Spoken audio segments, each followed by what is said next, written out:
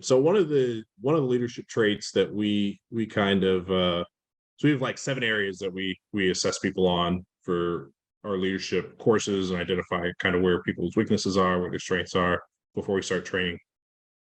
And one of those is tact. Your ability to diplomatically state something is actually pretty crucial in the Army. It's funny because a lot of people think in the Army, like if you're in the Army, like someone just gives an order and they're like, this is the way that you need to do it. And it is not like that at all. It's not like that at all. I have to explain, I have to explain my reasoning for everything. I heard it's like that in the Marine Corps, but it is not like that in the Army. And I don't know why it is. I don't know why it is so democratized in the Army the way that it is, but it very much is. And so you learn over time ways to communicate things that people don't want to hear. My recommendation for communicating bad news, right, or things that people don't want to hear is one, you have to understand what people's motivation is, right? You have to understand you have to understand the person a little bit, right? So you got to understand what their motivation is. You have to understand kind of what their pet peeves are, right?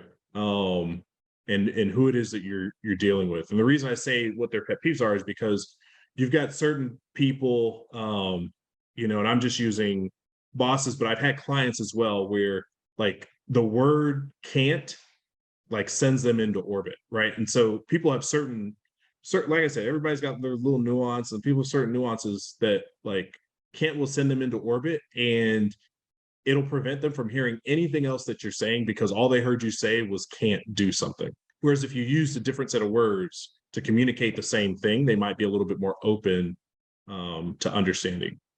The same goes with sometimes when you're dealing with, and I don't know if you're talking about dealing with a client or dealing with like one of your bosses or dealing with a peer, but if you're dealing with client or with a boss, sometimes if the client or boss thinks you don't want to do something and you try to tell them it's something that you're not able to do for X, Y, and Z reasons,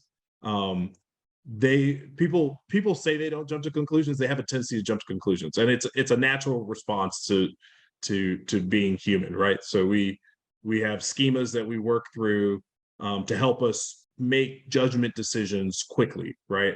And so we'll think very quickly that, oh, they're saying this just because they don't want to do it or just because they don't know how to do it. So understanding the individual that you're talking to is super important in making sure that you're able to communicate what it is that you want to communicate. Because as long as you understand the baseline of what it is, and when I say the baseline, I mean like, what's the one sentence that you need to communicate to this person, or what's the one action that you need to communicate to that person, you can build the paragraph around it if you understand how that person responds to different word choice.